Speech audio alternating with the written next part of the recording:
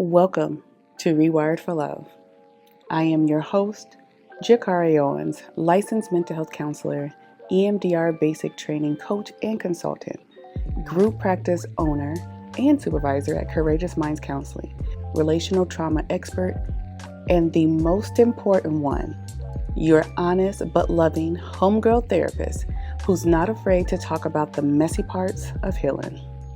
Around here, we talk about all things nobody taught us growing up, how our attachment styles show up in love, why our nervous system acts like a fool sometimes, and what it really takes to feel safe in our bodies.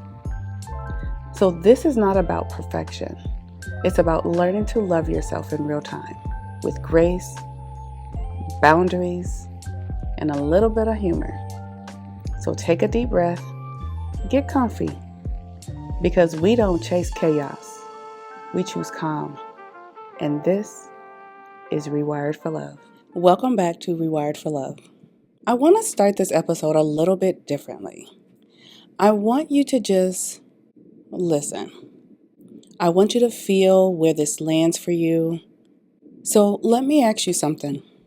Have you ever been in a relationship after being cheated on and found yourself thinking, I wasn't like this before?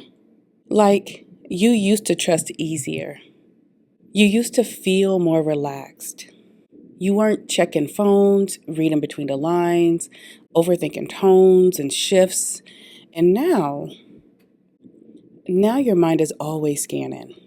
Your body doesn't feel settled. Even when things are good, something in you stays on edge.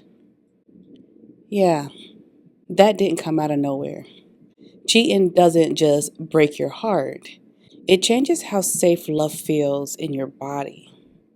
And today, we're not just talking about cheating. We're talking about what your mind and your body had to become to survive it. So let's go ahead and say this clearly. Cheating is not just a relationship issue. It's an attachment injury. When we talk about attachment, we're talking about how safe it feels to connect, depend, trust, and be emotionally open with someone. And when cheating happens, that safety is disrupted. Not a little bit, but deeply. Because your brain is wired to believe, if I'm connected to you, I'm safe with you. So when that same person becomes the source of betrayal, your system gets confused. Gets like, how can this person I trust also be the person that hurt me like this? And your brain doesn't just process that logically. Your body processes it emotionally and physically. So now, love doesn't feel like safety anymore. It feels unpredictable, and unpredictability feels dangerous. It is the fear of the unknown. It is the fear of the uncertainty. And that feels dangerous because your nervous system never forgets. And this is where people start judging themselves. They say things like, why am I still thinking about it? Why can't I just move on? Why am I acting like this is a new relationship? And let me be very clear with you. Your nervous system is not stupid. It's protective. If you have ever been cheated on, your body has learned, I didn't see it coming the last time, so now I need to stay alert. So what shows up? You start noticing everything. You start noticing tone changes, energy shifts, delayed texts, little inconsistencies. And it's not because you're doing too much. It's because your body is trying to make sure that you never are blindsided like that again. And let me say something that might hit you. Your body would rather be anxious than be fooled twice. That's hyper-awareness. That's overthinking. That need for reassurance, that is not dysfunction. That is protection. So let's talk about the different ways your mind protects you after betrayal. Because it doesn't just sit here and say, that hurt. No, it recognizes. It creates parts of you that are designed to prevent that pain from ever happening again. So let me introduce you to a few of them. There's the detective. This part is always scanning, checking phones, looking for inconsistencies, asking questions that feel like too much, but the truth, that part is trying to make sure nothing slips past you again. And then there's the avoider. I'm familiar with the avoider. This one said, yeah, we're not getting close like that again. You pull back emotionally. You keep things surface level. You don't fully let people in because closeness feels too risky. And sometimes we have the performer. This one overcompensates. You become the perfect partner, more loving, more understanding, more accommodating, because somewhere inside you, you learned if I do everything right, maybe they won't leave or hurt me again.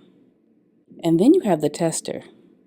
And some of y'all may know this one all too well. This is the one that pushes people away. You might start arguments, you might pull back, you might act distant, and not because you don't care, but because you're trying to see, are you going to stay even when I'm not easy to love? And here's the truth most people don't say. None of these parts are toxic. They're protective. They're trying to love you the only way that they know how. So you may be asking, how does cheating shift your attachment style? How does that disrupt whatever attachment style you currently have? So let's talk about it because I feel like it's important. Because people think attachment styles are fixed, like they can't shift and change, but they're not. They can shift based on your experiences. So someone who felt secure before, they now might become anxious.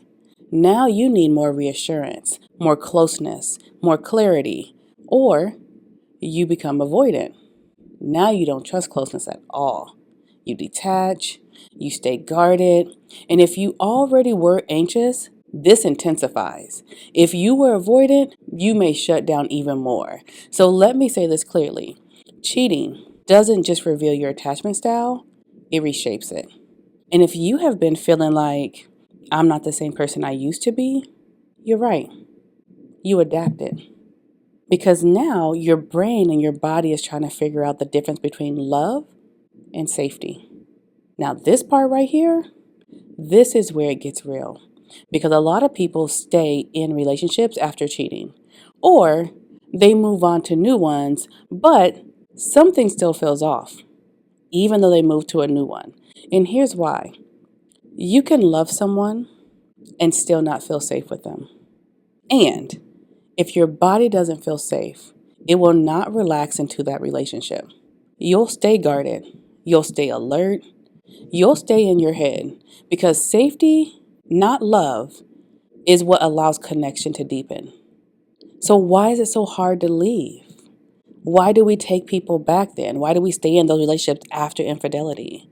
Well, let's talk about it because this part, honestly, people love to say if they cheat, just leave. People love to say that. Like, why are you still with them? You gotta go.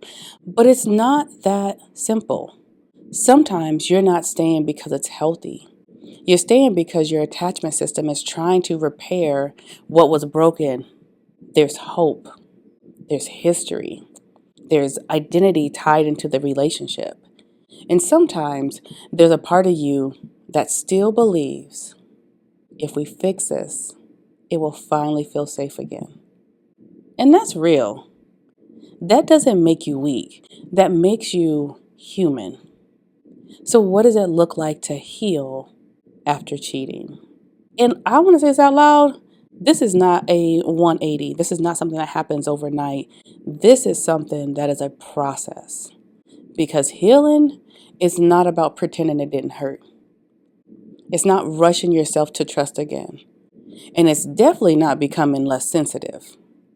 Healing is being honest about your injury, learning what safety actually feels like in your body, understanding the difference between your intuition and your trauma response, and choosing relationships where repair is possible. Not just apologies, not just words, but real accountability, real consistency, and real emotional safety. Oof, that's going to be the hard part. That rolled off the tongue too easy, but it's not easy. So I want to leave you with this. You're not too much after being cheated on. You're not crazy. You're not overthinking. You're someone whose body has learned that love isn't always safe. And now, you get to decide what safe love actually looks like.